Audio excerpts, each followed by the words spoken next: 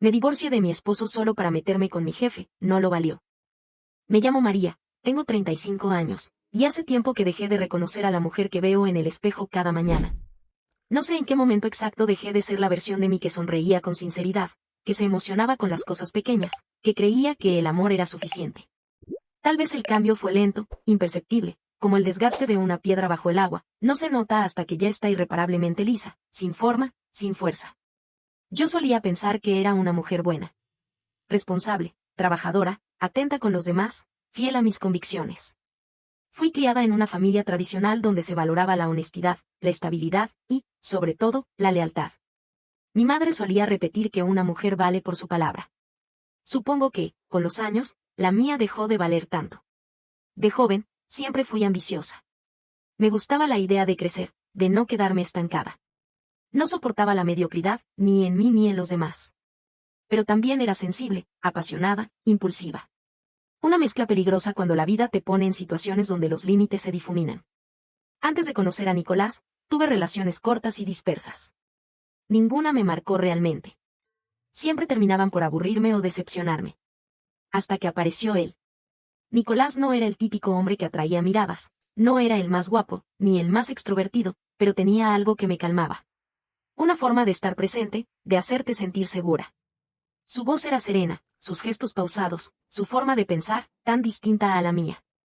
Y tal vez fue eso lo que me enamoró, la sensación de refugio. Yo era fuego, y él parecía saber cómo contenerlo sin apagarlo. Con él, todo se volvió más claro, más estable, más posible. En esa época trabajaba en una pequeña agencia de publicidad. No ganaba mucho, pero amaba mi trabajo.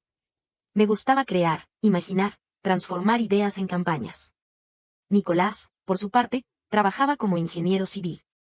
Era de los que calculan todo, desde los cimientos de un edificio hasta el presupuesto de las vacaciones. Y, aunque a veces me irritaba su precisión, también la admiraba. Durante años me sentía afortunada. Teníamos un departamento pequeño, pero nuestro. Una rutina simple, pero compartida. Desayunábamos juntos, hablábamos de nuestros días, soñábamos con viajes que posponíamos por dinero, pero nunca por desinterés. Yo pensaba que eso era amor, querer estar ahí, a pesar de todo.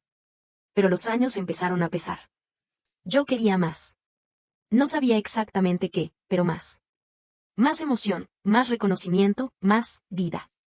Y cuando la vida me lo ofreció en bandeja, aunque disfrazada de tentación, no supe decir que no. Conocí a Nicolás en el lugar menos romántico posible, una oficina de correos. Yo había ido a enviar un paquete urgente de trabajo, molesta porque la fila era interminable y porque, para variar, el sistema estaba caído. Él estaba delante de mí, sosteniendo un sobre marrón y mirando el reloj con la misma impaciencia que yo. Recuerdo que hice un comentario sarcástico sobre lo lento que iba todo, y él soltó una risa baja, sincera. Me miró con esos ojos color miel que parecían tener siempre una sombra de calma y me respondió. Lo bueno de las esperas es que uno aprende paciencia. Yo bufé, divertida. Mola pierde, depende del día. Y así empezó todo. Una conversación ligera, sin intención alguna, que terminó con él invitándome a tomar un café para compensar el tiempo perdido. Salimos esa misma tarde, y la cita fue, tranquila. Diferente. Sin el fuego artificial de los inicios apasionados, pero con algo más profundo, más honesto. Hablamos de todo, de nuestras carreras, de nuestras familias, de libros, de lo que queríamos del futuro. Me sorprendió lo bien que me escuchaba. No solo asentía, hacía preguntas, recordaba detalles, se interesaba de verdad. No tardamos en volver a vernos. De a poco, nos volvimos parte de la rutina del otro. Me gustaba su manera de cuidar las cosas, de cuidar de mí. No con grandes gestos, sino con esos pequeños actos cotidianos que solo alguien que presta atención hace. Dejarme mensajes en la nevera, prepararme té cuando estaba enferma, acompañarme aunque estuviera agotado. Él me enseñó lo que era la estabilidad. Me mostró que el amor también puede ser silencio, ternura, compañía sin palabras. Nos mudamos juntos después de un año. Yo pensaba que habíamos encontrado el equilibrio perfecto. A veces, cuando lo miraba dormir, me invadía una sensación de calma tan profunda que me daba miedo perderla. Me veía a su lado envejeciendo, creciendo, formando algo sólido. Y, durante mucho tiempo, me creí capaz de amar solo a él. Pasaron casi 4 años de noviazgo antes de que me propusiera matrimonio. Lo hizo a su manera, sin adornos, sin arrodillarse, sin testigos. Estábamos en casa, cocinando pasta, y de pronto me dijo: «¿Y María, te casarías conmigo?». Me quedé en silencio, con la cuchara en la mano y el corazón en la garganta. ¿Ahora? Le pregunté entre risas. No, no ahora, respondió sonriendo. Pero pronto. Quiero hacerlo bien. Y lo hizo. Meses después, en una cena sencilla con amigos, me entregó un anillo pequeño, de oro blanco, con una piedra discreta pero preciosa. No lloré. Reí. Porque sentí que todo encajaba, que era el paso natural de una historia que había nacido bien, que se había cuidado y que merecía seguir creciendo. Nos casamos un año después, y aunque no tuvimos una boda fastuosa, fue hermosa. Él lloró al verme entrar. Y yo supe, al mirarlo, que estaba tomando una decisión correcta. Oh, eso creí. Porque el amor no se destruye de un día para otro. Se desangra en silencio, con descuidos, con ausencias, con rutinas que matan la curiosidad. Y cuando el corazón empieza a sentirse invisible, se vuelve vulnerable a cualquier mirada que lo reconozca. Yo no sabía que ese momento se acercaba. No sabía que el amor que creí eterno sería el mismo que, años después, terminaría rompiéndome en pedazos. No por culpa de él, sino por culpa mía. Durante los primeros años de matrimonio, Nicolás y yo fuimos felices. No una felicidad de película, sino de esas que se construyen con pequeñas rutinas que, en su momento, parecen insignificantes pero que luego se extrañan con dolor, los desayunos con risas, las caminatas sin rumbo, los domingos de limpieza con música de fondo. Teníamos nuestras diferencias, claro. Yo era más emocional, más impulsiva, más habladora. Él era reservado, metódico, y a veces parecía que prefería pensar que sentir. Pero nos complementábamos. Al menos eso creía yo. Con el tiempo, la vida empezó a moverse más rápido que nosotros. Él se sumergió por completo en su trabajo, con proyectos que lo mantenían fuera de casa hasta tarde. Yo, por mi parte, ascendí en la agencia publicitaria donde llevaba ya casi 7 años. Tenía más responsabilidades, más presión, y también más reconocimiento. Me gustaba sentirme útil, admirada, escuchada. Pero con eso vino también algo que no supe manejar, la sensación de estar creciendo sola. Nicolás me apoyaba, sí, pero no entendía del todo el mundo en el que me movía. Cuando le hablaba de mis ideas, de las campañas o de los clientes difíciles, solía sentir distraído, mientras revisaba correos o terminaba un informe. A veces me decía: eso suena importante, amor, me alegra que te vaya bien. Y lo decía con cariño, pero sin verdadera conexión. Yo lo sentía, cada vez más lejos. Recuerdo una noche en la que llegué tarde, agotada, con el maquillaje corrido y el corazón lleno de frustración por una reunión que había salido mal. Lo encontré dormido en el sofá, con la televisión encendida y los platos de la cena aún sobre la mesa. Me quedé mirándolo, y por primera vez sentí algo que nunca había sentido hacia él: envidia. Envidia de su tranquilidad, de su manera de vivir sin angustias, sin necesidad de validación, sin esa llama que a mí me consumía. Él dormía, y yo ardía. Las discusiones comenzaron poco después. Pequeñas al principio, por los horarios, por las tareas domésticas, por la falta de tiempo juntos. Pero en el fondo, el problema no eran las cosas del día a día. El problema era que yo necesitaba algo que él ya no me daba. Quería sentirme vista, deseada, admirada. Y Nicolás, sin saberlo, empezó a desvanecerse frente a mis ojos. Me miraba, sí, pero no me miraba. Me hablaba, pero no me escuchaba. Me tocaba, pero sin ese temblor de los primeros años. Empecé a distraerme en la oficina. Miraba mi reflejo en la ventana y me preguntaba en qué momento me había convertido en una esposa aburrida, predecible. Fue entonces cuando Facundo entró en mi vida. Facundo llegó a la agencia como una tormenta disfrazada de elegancia. Era el nuevo director regional, contratado para reorganizar los equipos y potenciar el talento interno. En otras palabras, venía a poner orden en un lugar que, hasta entonces, había sido mi refugio. Recuerdo perfectamente el primer día que lo vi. Alto, seguro, con esa sonrisa calculada de quien sabe el efecto que causa. Llevaba un traje gris claro y una mirada que parecía atravesar paredes. Desde el primer instante supe que no era un hombre cualquiera.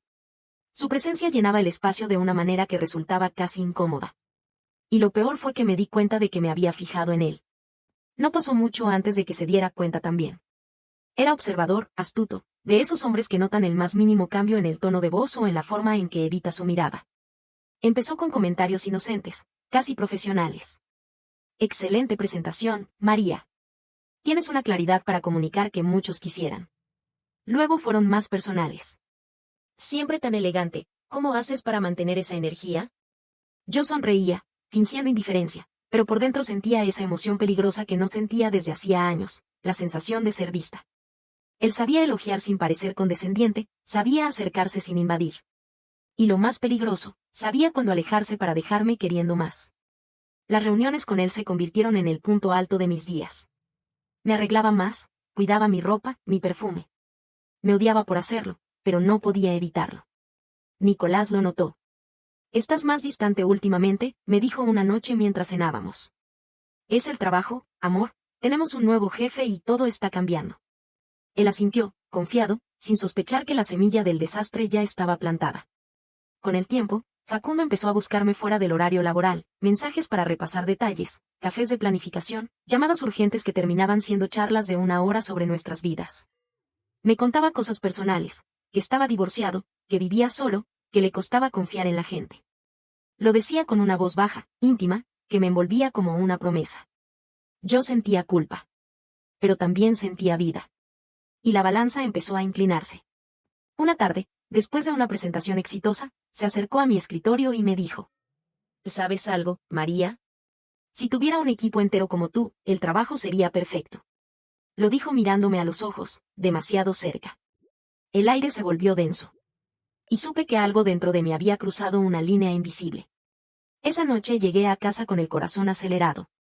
Nicolás me esperaba con una copa de vino y un intento de conversación. Yo fingí interés, pero mi mente seguía en la oficina, en su mirada, en el modo en que me había hecho sentir viva. Era cruel, pero real. El deseo me estaba ganando. Los días siguientes fueron un juego silencioso entre Facundo y yo. Miradas sostenidas, palabras cargadas de insinuaciones, roces casuales que me dejaban temblando. Hasta que una tarde, cuando todos ya se habían ido, me pidió quedarme para revisar una propuesta. El silencio de la oficina vacía, el olor a su perfume, la tensión acumulada, todo se mezcló en un momento que todavía puedo revivir con claridad. «María», dijo con voz baja, mirándome fijo, «¿qué estamos haciendo?». Yo sonreí nerviosa, sin poder responder. Él dio un paso hacia mí. Y yo no retrocedí. No nos besamos esa vez. Pero ya estaba hecho.